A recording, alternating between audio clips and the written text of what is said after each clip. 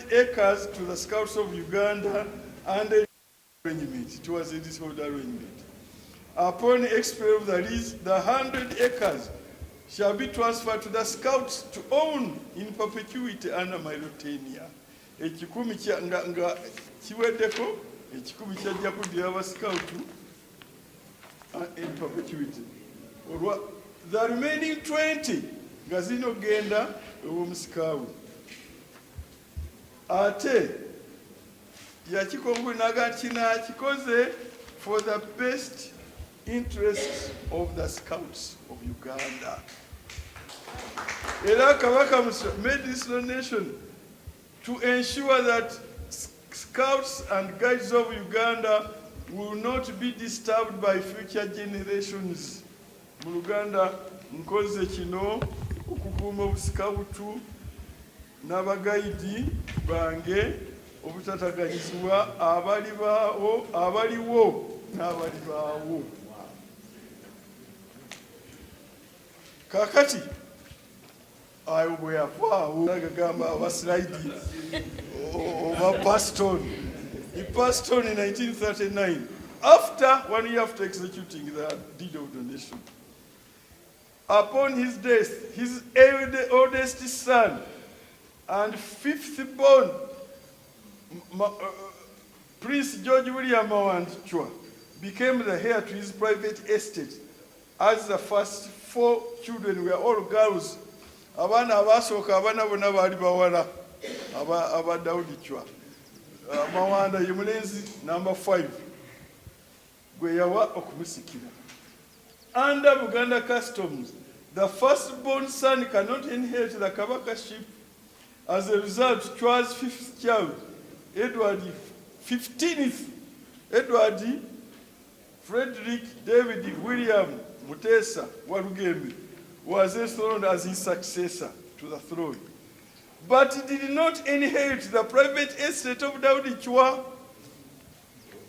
Ono number 15 mubana be Mutesa yasikira entebe naye teyasikira bintu bye.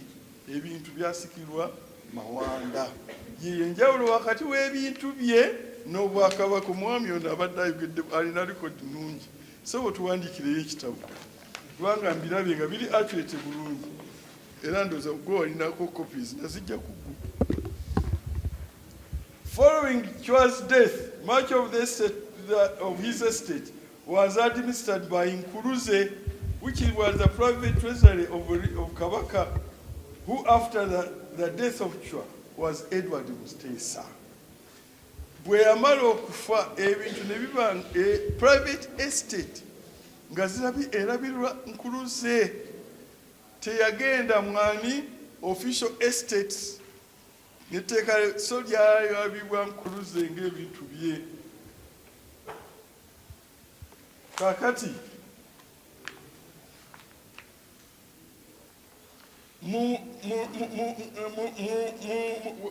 waliwo obutategeeragano bajjawo twala ettaka lino n'ettaka eddala erya Daudi Chwa. Naye twalina omusajja, thank God, kati ye teyaseere yafiira ddala, ow'ekitiibwa ekingi Ennyata Time HS Mayanja Nkanji, n'awandiikira Deputy Registrar wa High Court of Uganda n'amunyonnyola bino wammanga. N'amugamba nti mu Buganda, n'amunyonnyola bw'ati kankisomenge, the heir to Daudi Chwa in his personal capacity was not the same as his successor in the role of Kabaka of Uganda. Era Daudi Chwa Mayanja Nkanji katanawandika bino yagamba nze mbiwandiika ng'eyali Katikkiro okuva nga Novemba 1964 okutuukira ddala 1993. Ebbaluwa ye yagiwandika nga 10 Novemba 2009. N'agamba Registrar owa Uganda High Court Family Division nti nze nkuwa bino nga expert w'ebya Buganda. The heir to Daudi Chwa in his personal capacity was not the same as his successor in the role of Kabaka. 2. The distinction is crucial in matters such as the application of letters of administration. Regarding the final estate of Daudi Chwa, the heir to his personal estate was Prince George William Mawanda Chwa, whereas the successor as Kabaka was Edward Mutesa. Distinction: Mawanda atutte ebintu ne ttaka, oli Mutesa n'atwala ki? N'atwala Namulungu. Consequently, the heir to the late Prince George William Mawanda is now the head of the lineage of Ssekabaka Daudi Chwa. Kati akulembera line ya Daudi Chwa ye Mawanda, si Mutesa. That AU ekulemberwa Prince David Namugala Mawanda Chwa yasikira Mawanda. Kakati wano, you can disagree with the conclusion, but the other facts are okay, because many waliwo obutakubagana mpakwa awone mu family ya era mundetedde obuzibu njo okutereeza eno naye yali agambye, therefore Prince Namugala Mawanda Chwa is the rightful administrator of the personal estate of his grandfather Daudi Chwa, distinct from the Kabakashi. Ne point jawa nti oba ona sikira oba bera ne letters of administration za Daudi Chwa yabagoberera ebintu bya Daudi Chwa yemu bibeera yabidministering nga kiri different ku Bwakabaka. Simanyi kakati ani alabe ebintu bya Mutesa the second, distinct from ebintu bye biri personal. Ebaluwa eyo eri wano mu Luzungu. Kati we got information from the archives regarding the ownership of the Kabaka of Daudi Chwa's land. This letter is dated 10th October 2023. It was written by Opio Henry Okenyi, who was then acting commissioner for survey and mapping. Wakankasomeko kakavaleta, kakasomeka kavaleta. Kakavaleta kagamba. Department of Surveys and Mapping is in receipt of your communication. Waloni Yaliambuzi is the Commissioner and Uganda Land Commission. According to historical records, the said land falls under Milo tenure, belonging to H.H. Daudi Chwa, recorded in final certificate number 18454. Copies of as side. So records on Nazuna lands as certified by Commission of Lands and Survey. Bilagati Daudi, Ttaka, Daudi Chwa. In 1953, Omulangira Gidawi Mawanda Chwa raised a complaint to the then reigning Kabaka of Uganda. Mumanyetino Kabaka of Uganda, Edward Mutesa, was also a beneficiary and interested party. Nga Kabaka, he would have usurped one who was now managing, but he did not. But in that complaint, Kabaka Mutesa n'addamu okuwandiika nga annyonnyola Daudi Chwa.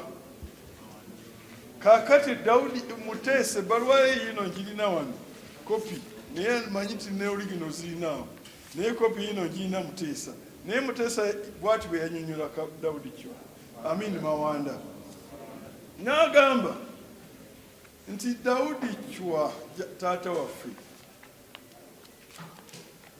granted 99-year lease, but for us, we decided to grant them 49-year lease.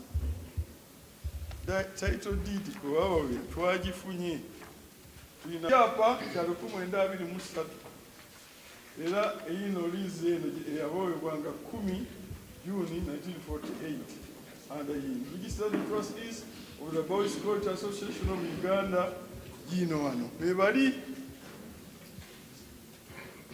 Mutesa yagamba ffe twawaana 9 mu kifo kya 9. N'addamu kubanga Daudi Chwa yali agobye Kigo prison ne Mawanda n'agamba Kigo prison muve ku ttaka lyange mugende eri kulyammwe eri official mile eri Ndejje. Kakati Mawanda yali agamba mu kiseera nti muve ku ttaka lyange. Kakati Mutesa n'amunnyonnyola nti lwaki tebanava ku ttaka eryo. N'amugamba the Uganda government planned to relocate Kigo prison to Ndejje Ssaabagabo and had been demanded by Daudi Chwa II before his death, and the demand continued to be made under Heya Omulangira Mawanda.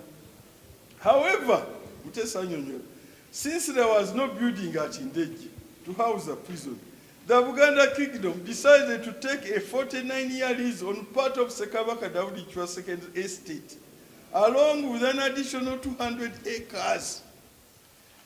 Anyonyola luzati tebalina sente zizimba ne tusalawo okufuna liizi kubanga ffe twalinga bantu eyamye 49 years ne tweyongerako ne yika 2.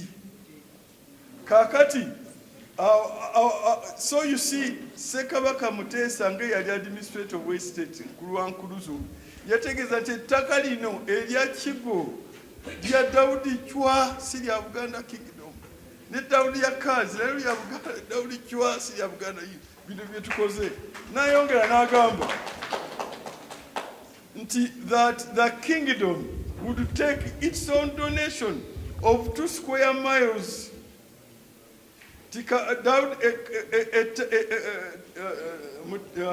Daudi Chwa square miles bilizi yawa era Mutesa n'agamba ezo tujja zitwala nga zenkanankana 339.8 acres nga ziri ku FC 18456. From the 18 square miles on FC 18454 kwegamba